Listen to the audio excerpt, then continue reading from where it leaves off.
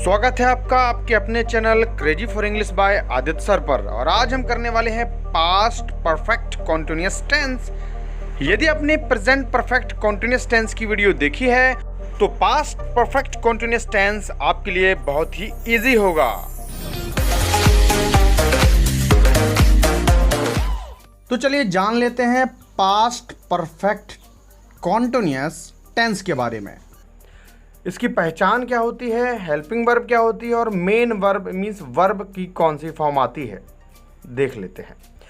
पहचान ऐसे वाक्यों में रहा था, रही थी, रहे थे प्लस समय भी दिया जाता है। टाइम समझ रहे हैं ना आप, जैसे सुबह से, शाम से, 2 बजे से, 2010 से, ऐसे आपको टाइम दिए जाएंगे। हेल्पिंग वर्ब इसकी होती है हैड बीन। चाहे सब्जेक्ट सिंगुलर हो चाहे प्लुरल हो, सभी सब्जेक्ट्स के साथ हैड बीन का ही यूज करते हैं। मेन वर्ब की बात करें तो मेन वर्ब की फोर्थ फॉर्म लगाई जाती है। वर्ब की फोर्थ फॉर्म का मीन्स वर्ब की फर्स्ट फॉर्म में आईएनजी से है। वर्ब फर्स्ट आईएनजी को ही वर्ब फोर्थ बोलते हैं। प्रेजेंट परफेक्ट कॉन्टिन्यूअस टेंस और पास्ट परफेक्ट कॉन्टिन्यूअस टेंस में केवल इतना अंतर है कि प्रेजेंट मतलब रहा है, रही है प्लस समय, और पास्ट का अर्थ है रहा था, रही थी प्लस समय। तो पास्ट परफेक्ट कॉन्टिन्यूअस टेंस को यदि प्रेजेंट परफेक्ट कॉन्टिन्यूअस से कंपेयर करें तो केवल हेल्पिंग वर्ब अलग अलग लगेगी, बाकी सेंटेंसेस सेम बनेंगे। जैसे मैं सुबह से पढ़ रहा हूँ, यह है present perfect continuous.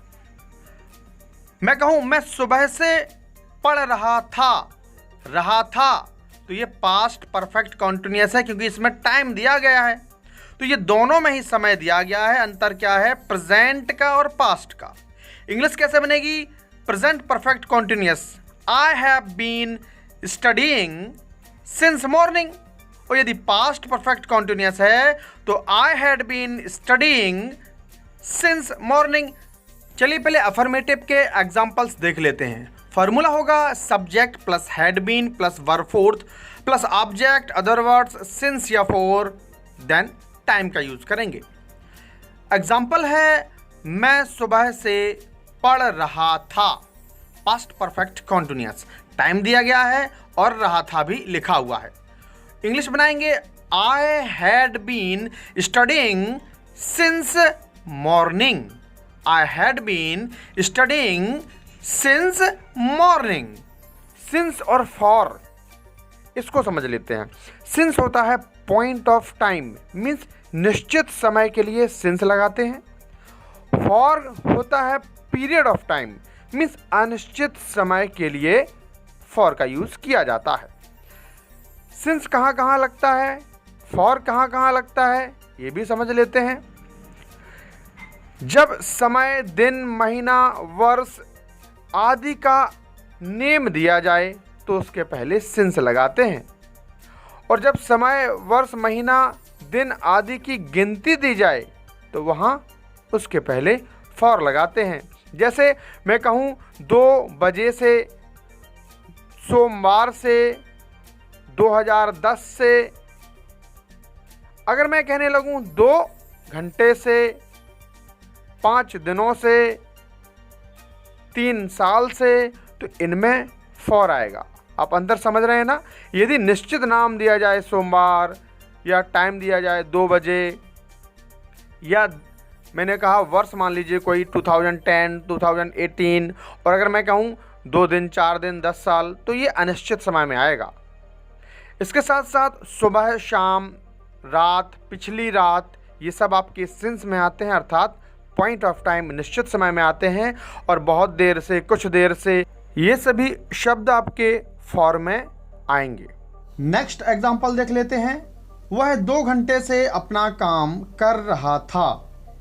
He had been doing his work for 2 hours। For 2 hours अनिश्चित समय है ना, 2 घंटे। यदि मैं कहूँ 2 बजे से तो आएगा सिंस 2 o'clock। याद रखिए समय जब दिया जाएगा तो उसमें से जरूर आएगा। 2 घंटे से, सुबह से, ऐसा नहीं है कि से ना आए। अगर से नहीं आएगा तो फिर इस प्रकार से नहीं बन पाएगा, वो फिर नॉर्मल सेंटेंस यूज होंगे, सिंस फॉर का यूज नहीं होगा। वेल, अगला एग्जाम्पल देख लेते हैं। वह मुझे सोमवार से कॉल कर रहा था। इंग्लिश कैसे बनेगी? He had been calling me since Monday, क्योंकि दिन का नाम है तो सिंस मंडे कर देंगे। यदि सेंटेंस निगेटिव हो, जैसे मैं 2 दिनों से कोचिंग नहीं जा रहा था, तो टाइम भी दिया गया है 2 दिनों से और रहा था भी लिखा है, तो I had not been, I then had के बाद नॉट आएगा, फिर बीन आएगा। हैड बीन नॉट मत कर देना। I had not been going to coaching for 2 days। Clear है ना? नेक्स्ट देखते हैं।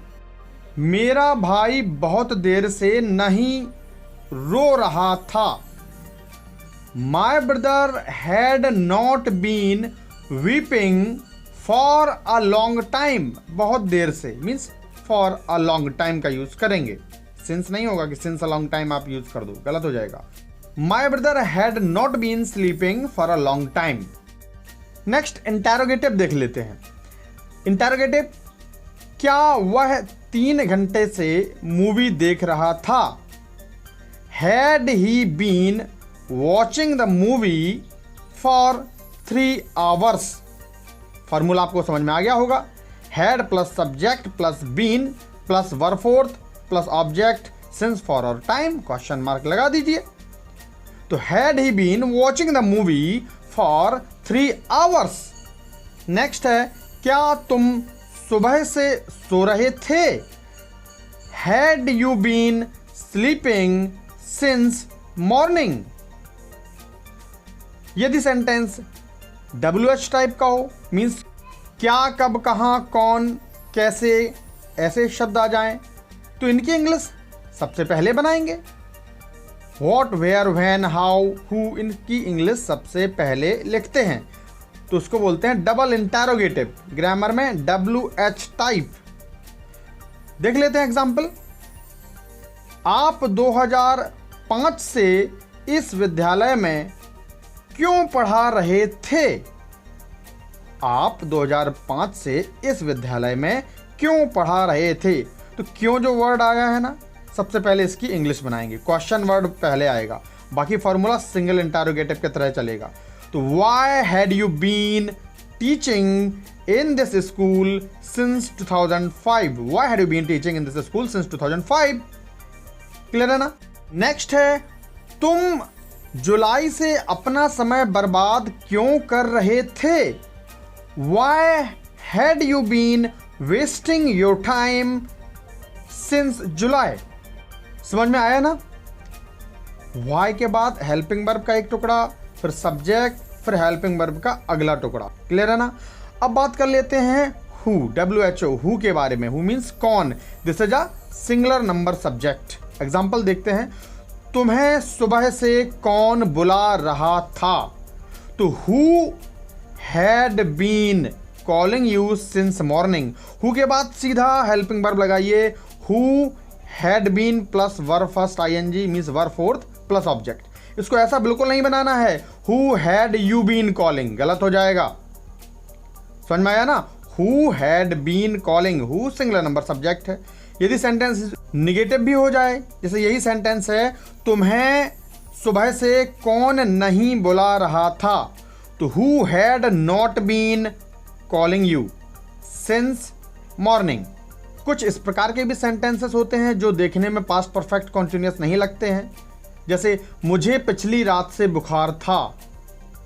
I had been suffering from fever since last night। अब प्रेजेंट परफेक्ट कॉन्टिन्यूअस टेंस का जो वीडियो है ये वाला, ये आप पहले जरूर देखें। तो ये वाला बड़ा सरल तरीके से मैंने समझाया है, जिससे आप अच्छे से समझ जाएंगे कि क्या पास्ट परफेक्ट कॉन्टिन्यूअस होता है, क्या प्रेजेंट परफेक्ट कॉन्टिन्यूअस होता है और क्या फ्यूचर परफेक्ट कॉन्टिन्यूअस टेंस होता है, क्योंकि लगभग ये सेम है, बस हेल्पिंग वर्ब्स चेंज होती हैं। अब एक एग्जांपल हाउ मैनी या हाउ मच का भी ले लेते हैं। जैसे कितने लड़के इस काम को सुबह से कर रहे थे। कितने लड़के इस काम को सुबह से कर रहे थे। How many boys had been doing this work since morning. तो आप लोग अब इन सभी सेंटेंसेस को कई बार रिवाइज कर लीजिएगा, कॉपी में, नोटबुक में अब नोट डाउन कर लें और उसको कई बार बना के देखें। और सबसे बड़ी बात यह है कि आप लोग वीडियो को स्किप करके देखते हैं। आप पूरी वीडियो विदाउट स्किपिंग देखें। पूरे जितने भी मैंने यूजेस बनाए हैं, जितने भी मैंने स्पीकिंग के यूजेस दिए हैं, या जो भी प्लेलिस्ट मैं यहाँ क्रिएट कर रहा हूँ, उन सब का आपको बहुत अच्छा बेनिफिट मिलने वाला है यदि आप मेरी वीडियोस विदाउट स्किपिंग देखेंगे। बिना स्किप किए पूरी वीडियो देखिए, आप क्रम से देखिए, पूरी वीडियो देखिए, लाइक कीजिए, शेयर कीजिए, सब्सक्राइब कीजिए। बहुत मेहनत होती है एक वीडियो बनाने में। उम्मीद कर रहा हूं कि ये वीडियोस आपको पसंद आ रहे होंगे, तो देखते रहिए और सीखते रहिए। वीडियो अच्छी लगी हो तो प्लीज़ लाइक, शेयर और सब्सक्राइब जरूर कर दें। Thank you very much.